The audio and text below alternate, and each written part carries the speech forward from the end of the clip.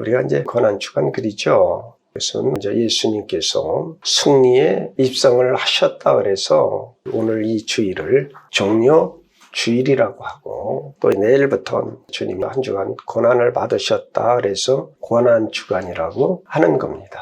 그러니까 십자가로 승리를 내다보면 승리하신 종려 주일, 또 예수님이 친히 십자가에 달려 고통과 고난을 받으심을 대표하면 고난주간, 그런 것입니다. 그러면 이제 예수 믿는 우리들에게 가장 귀한 진리, 그것이 여러분들 무엇이라고들 생각하시느냐 하는 거죠. 기독교를 기독교 되게 하는 그 초석이 무엇이냐 하는 것입니다. 오늘 우리는 많은 것들을 들 수가 있어요. 그러나 우리 기독교에는 두 기둥이 있습니다. 첫째가 예수 그리스도의 대속의 죽음이십니다. 그리고 또 한 기둥은 예수님께서 죽으심에서 다시 살아나신 부활입니다. 그래서 성경은 이렇게 말씀하시죠. 부활의 첫 열매가 되셨도다. 그러니까 첫 열매라는 것은 한 이삭이 익으면 나머지 이삭도 다 익는다는 이것을 예표하는 것이에요.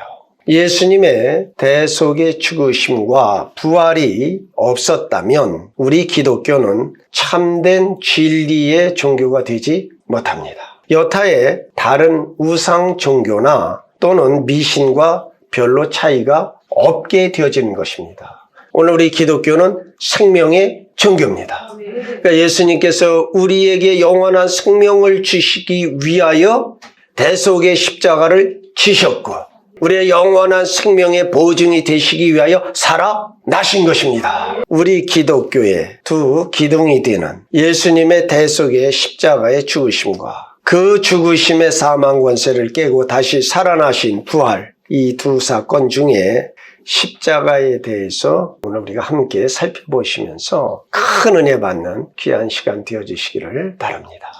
첫 번째, 예수님의 죽음은 이미 하나님의 예정된 죽음이었다 하는 것입니다.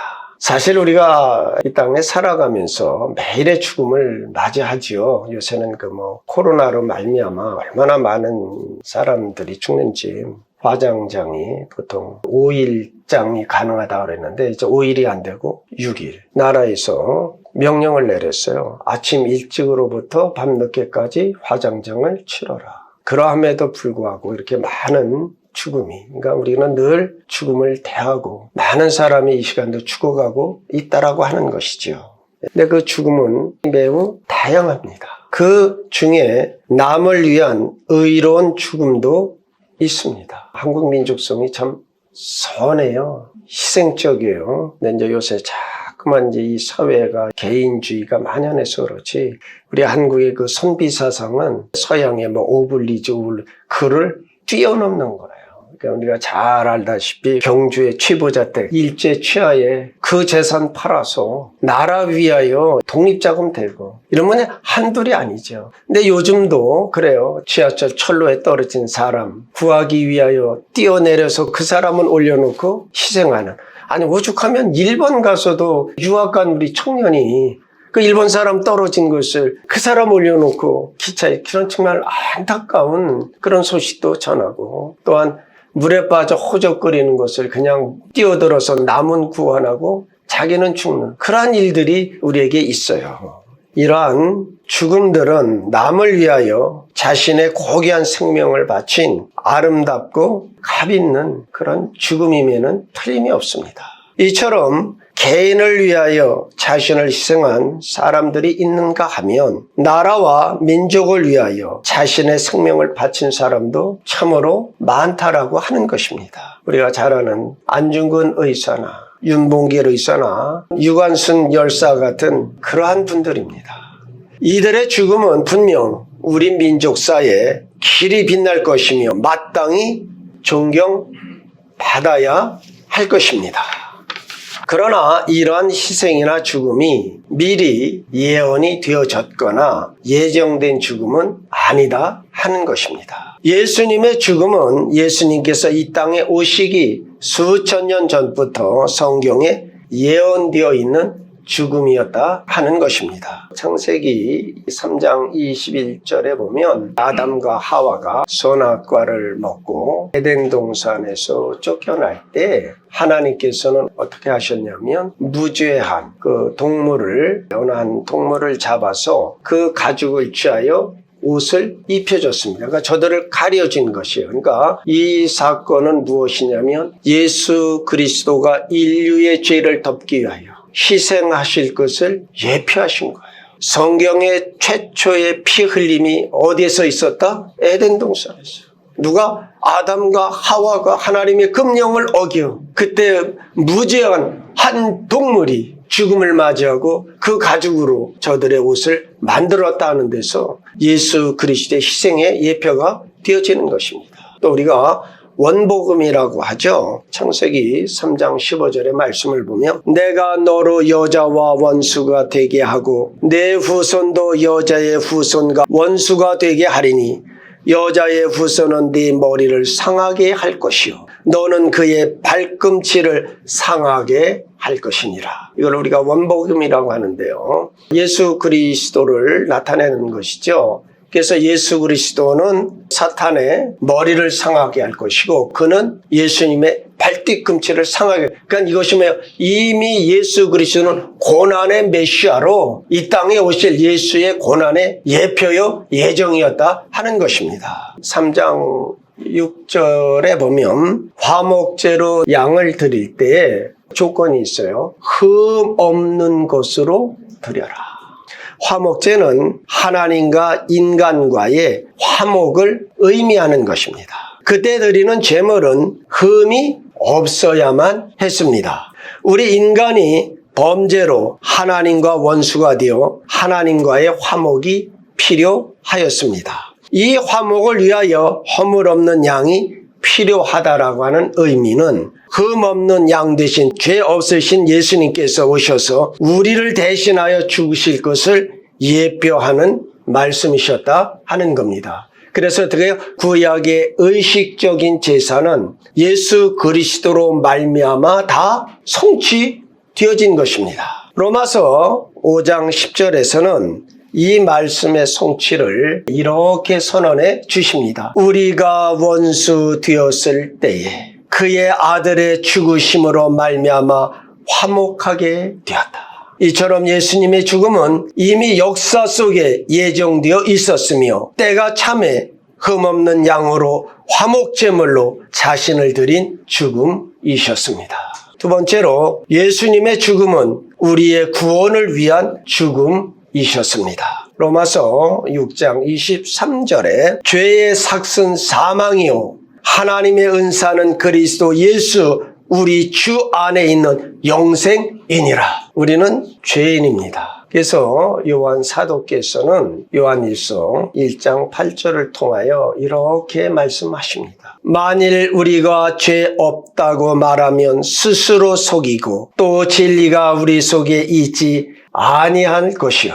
우리는 우리 스스로가 죄인임을 알고 있습니다. 이뿐만 아니라 인류의 조상 아담이 범죄함으로 부패하여져 오고 오는 모든 인류가 물려받은 죄가 있습니다. 우리는 이것을 원죄라고 합니다. 죄가 무엇인지 모르고 자라났다 하더라도 인간 마음속에 조상으로부터 물려받은 시기와 교만과 거짓과 정욕과 탐심이 없는 사람이 없습니다. 이 사실은 지각이 있는 사람이라면 인정하지 않을 수가 없는 것입니다. 오늘의 우리의 시대에 가장 만연한 것이 무엇이냐면 자기 기만이에요. 악인이 뭐라 그랬죠? 판단 기준이 자기인 사람. 오늘 이 시대를 단편적으로 하나로 말씀드리면 악인이 득세하는 세상이 됐어요. 시대 언어가 무엇입니까? 내로남불이라고 그러잖아요. 바로 그것이 자기를 기만하는 거예요. 자기가 속는 거예요. 누구에게? 자기에게. 사랑하는 성도들이여, 바르게 보시고 우리는 인정할 줄 아는 그런 성도들이 되시기를 예수님의 이름으로 축원드립니다. 우리가 또 이런 말씀을 드려요. 아담이 선악과 따먹은 거고 나하고 무슨 상관이 있습니까? 아담은 인류의 대표로 하나님과 언약을 맺은 것이에요. 네가 이 열매를 먹는 날엔 정녕 죽으리라. 하나님은 에덴 동산에 있는 모든 것을 허락하셨어요. 그러면서 단 한 가지, 너가 만물의 영장이 돼 너를 다스리는 너의 주가 계시니라 하여서 그 증표로 선악과, 이것은 너 위에 너를 다스리는 너의 창조자가 계심을 알고 이것을 금하라고 주신 표였어요. 그러니까 아담은 인류에 오고 오는 모든 사람의 대표로 언약 그 자리에 쓴 것입니다. 그러니까 대한민국을 대표하는 대표자는 대통령이에요. 그러니까 우리 대통령이 외국과 어떠한 계약을 맺었다면 대한민국을 대표하여서 맺은 것입니다. 그래서 대한민국은 그것에 대한 책임과 의무가 있는 것이에요. 우리는 다 아담의 허리에 있었다. 그래서 그가 대표적으로 언약을 맺어서 그의 후손은 자동적으로 원죄를 갖고 나는 것입니다. 그 다음에 오늘 우리는 원죄만 있는 것이 아니라 우리가 살아가면서 얼마나 많은 자범죄, 우리 스스로 죄를 지었느냐 하는 것이죠. 그래서 우리 인간은 원죄와 자범죄가 있습니다. 한 가지 더 말씀드리죠. 여러분, 죄에 대하여 모의하지 마십시오. 이것은 더 큰 죄를 짓는 것이에요. 그래서 성경의 사도 바울이 그러죠. 수근수근하지 말고. 왜 수근수근합니까? 사랑하는 성도들이여, 죄에 모의하는 자리에 절대 들지 마십시오. 반드시 하나님 앞에 서서 그거에 대한 대가를 지불해야 됨을 잊지 마시기 바랍니다. 이와 같이 우리 인간은 죄가 크거나 작거나 할 뿐이지 죄 없는 사람은 아무도 없다 하는 것입니다. 인간이 범한 모든 죄는 다 심판을 받게 되어지며 이 심판에서 죄의 값으로 지옥에서 영원히 형벌을 받게 되는 것이 하나님의 법입니다. 그래서 죄인 된 인간의 그 어떤 능력으로도 죄의 문제를 해결할 수가 없어서 그 죄를 대신 담당하실 분이 있어야만 했습니다. 그분이 바로 하나님의 아들 예수 그리스도이십니다. 예수님께서 십자가에 달려 죽으심은 우리의 죄를 짊어지시고 대속하신 것입니다. 그래서 죄 없으신 분이 죄 있는 우리를 위하여 우리의 죄의 짐을 대신 지시고 십자가에서 그 값을 지불하신 것입니다. 그래서 누구든지 그를 믿는 자는 그의 죽으심으로 대속받은 것입니다. 할렐루야. 그래서 성경이 그렇게 우리에게 구원 얻을 다른 이름을 준 적이 없다. 우린 예수 안에서 그분의 행하신 그 은혜로 영원한 하나님의 나라를 상속받은 것입니다. 그래서 사도 베드로는 예수님의 이 대속의 죽으심을 베드로전서 2장 24절에서 이렇게 말씀하십니다. 친히 나무에 달려 그 몸으로 우리의 죄를 담당하셨으니 이는 우리로 죄에 대하여 죽고 의에 대하여 살게 하려 하심이라. 그가 채찍에 맞음으로 너희는 나음을 얻었다라고 하십니다. 이사야 선지자도 예수님의 대속의 고난을 예언하면서 이렇게 말씀하십니다. 그가 찔림은 우리의 허물 때문이요 그가 상함은 우리의 죄악 때문이라. 그가 징계를 받음으로 우리는 평화를 누리고 그가 채찍에 맞음으로 우리는 나음을 받았도다. 세 번째로 예수님의 죽으심은 하나님의 절대적 사랑의 표현이셨다 하는 겁니다.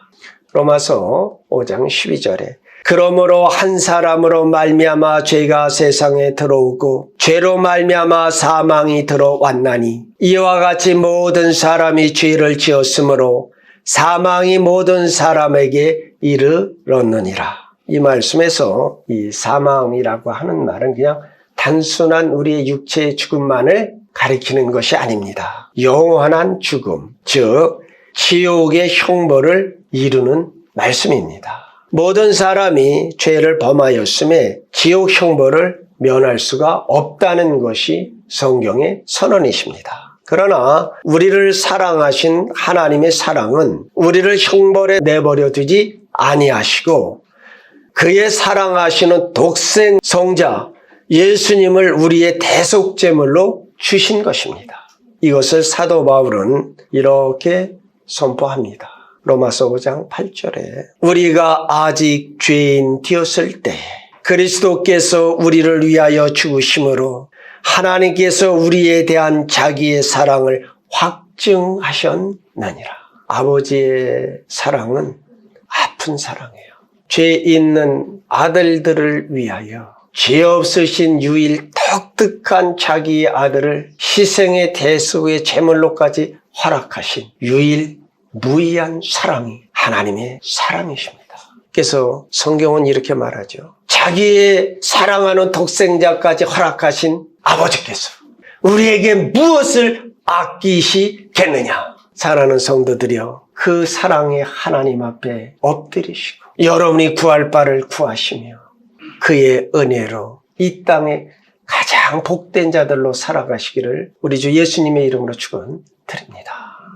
하나님의 최고의 사랑, 아들 예수를 우리의 죄를 대속하시기 위하여 십자가에 달려 죽게 하신 것입니다. 이것은 하나님의 인류를 구속하시기 위한 지혜요, 작정이요, 정말 아프신 사랑의 발로이셨다 하는 것입니다. 주님의 당하신 고난을 한 주간 묵상하시면서 하나님 아버지의 그 깊은 사랑을 깨닫고 감사함으로 영광을 올려드리는, 오직 예수를 깊이 묵상하는 그런 한 주간 되어주시기를 우리 주 예수 그리스도의 이름으로 축원드립니다.